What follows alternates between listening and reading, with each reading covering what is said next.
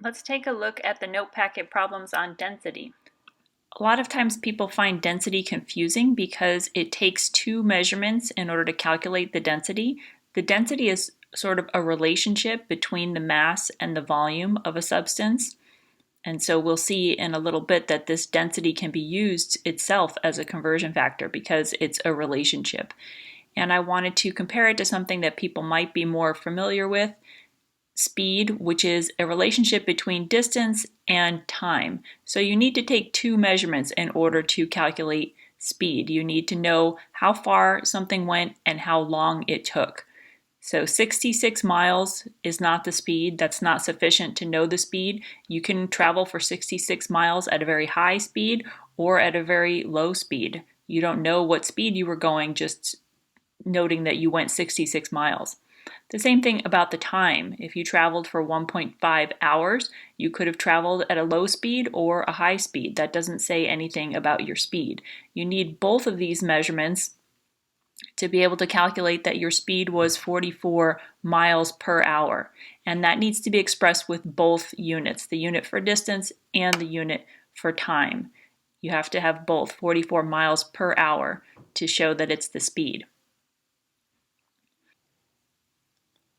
All right, this first problem here is determining the density of the liquid that you put into your beaker. So density equals mass divided by volume. I was a little bit more specific here because we want the density of the liquid, so we need the mass of the liquid and the volume of the liquid. We are given the volume of the liquid, told that we poured out 28.5 milliliters of the liquid. The mass of the liquid is not given to us directly. We're given the mass of an empty beaker and the beaker with the liquid inside of it. So the difference between these two mass measurements is due to the liquid. So we need to do a subtraction problem. I've written it over here. If you have the beaker and liquid and you subtract the beaker, you're left with just the liquid. The beaker and liquid is 81.907 grams. The beaker itself is 65.443 grams, and so the liquid that's inside the beaker must have a mass of 16.464 grams. My calculator gives me a number of digits when I do this problem. However, since I am dividing something with 5 significant digits by something with 3 significant digits, we're going to round our answer to 3 significant digits, which would be here. So the density of our liquid is 0.578 grams per milliliter. For this next problem here, again, we want to calculate the density of a metal cylinder. We are told the mass of the metal cylinder, but we are not directly told the volume. We're given a formula for how to calculate the volume. The volume is the radius squared times pi times the height. We're told the height, but we're not told the radius. We know that the radius is half the diameter, and the diameter is 1.20 centimeters. For the diameter, we have 3 significant digits, and the radius is exactly half the diameter. The diameter is exactly 2 times the radius. So this number is exact. It's not like it could be 1.9. So this is an exact number. So we're going to want to have our radius to 3 significant digits, which makes it 0.600 centimeters. Now we have something with 3 significant digits and something with 3 significant digits. Pi, if you use this, has 5 significant digits. The button on your calculator, if you use that, might have an infinite number of significant digits, or at least a lot more than 5 digits. So we are going to have the volume with 3 significant digits. If I use these 5 digits, my calculator gives me this answer. If I use the pi button on my calculator, it gives me a slightly different answer. It starts to differ at the 6th digit, which makes sense because that's where my calculator starts to deviate from this value. But in any event, we have 3 significant digits in our answer. I'm going to go ahead and keep a couple extra digits, but just underline where the significant digits are. Remember, when you are doing a calculation, it's good to keep the digits in your calculator to the end, but keep track of where you're going to round off as well. I wanted to make sure that everybody could see where the units came from. We are multiplying the radius in centimeters times the radius in centimeters times pi with no units times the height with centimeters. Centimeters times centimeters times centimeters give us a volume unit of cubic centimeters, centimeters cubed. So now to calculate the density, we're going to take the mass, which we know to 5 significant digits, and divide it by a volume that we know to 3 significant digits, keeping a couple of extra digits until the end of the calculation. So we've done this in a previous lecture, either writing it with an underline next to it or a notation to show your significant digits, or if you're typing it on an equation editor, it might be easier to put these non-significant digits as a subscript because it's hard to underline just one digit in some of these programs. So these are a few of the digits that my calculator gives me, and then dividing something with 5 significant digits by something with 3 significant digits should give us 3 significant digits in the answer. So when we report our final answer, we should report it as 5.35 grams per cubic centimeter.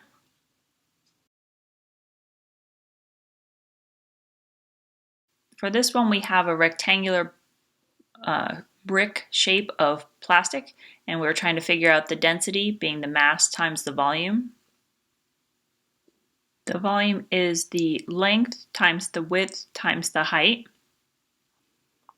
I'm going to go ahead and keep all of these digits in my calculator, but I'm going to keep in mind that I only have 3 significant digits. So I'm dividing a mass with 5 significant digits by a volume with 3 significant digits. So my calculator gives me this particular answer, which I can round off to 1.06 grams per centimeter cubed. Since the density of water is less than this, the block is more dense than water. So this particular plastic will sink in our water. For this next problem, we don't have a regular geometric shape that we can use a formula for, like length times width times height. Instead, we're using liquid displacement. We have a certain volume of liquid, and then we put an object into that liquid, and then the liquid level goes up by a certain amount. The amount that the liquid level goes up is due to the volume of that object.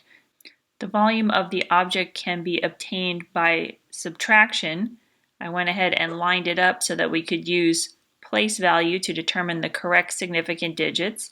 It should go 1 past the decimal, like our measurements that we're using to get the answer. And so we have 17.6 milliliters. For our next step, we're doing division, dividing something with 5 significant digits by something with 3 significant digits. And so our answer can be rounded to 3 significant digits, and we have 4.15 grams per milliliter. So we mentioned that density is a relationship between mass and volume, and any relationship can be used as a conversion factor. So acetone has the relationship that 0.784 grams of it equals 1 milliliter. Because of that, for acetone, we can use either of these fractions as a conversion factor. For this first problem, we are trying to convert 43.8 milliliters into grams. We want to know the mass. So milliliter, we want to know grams. In this case, this conversion factor would be more useful. The milliliters cancel.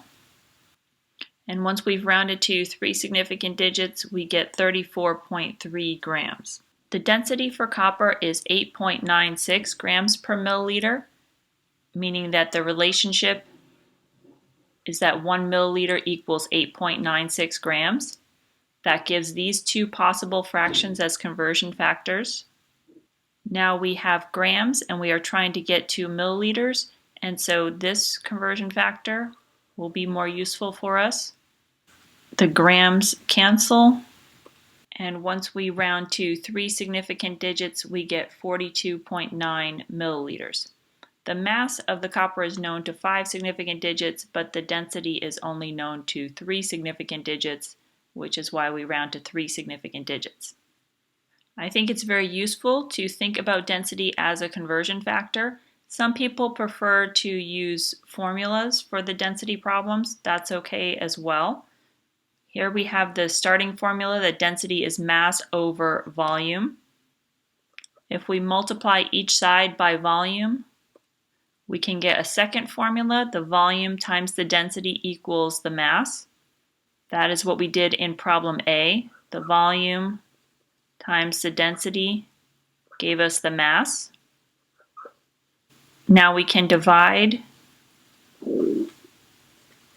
each side by the density, and then we come up with the formula that volume equals the mass over the density, or the mass divided by the density.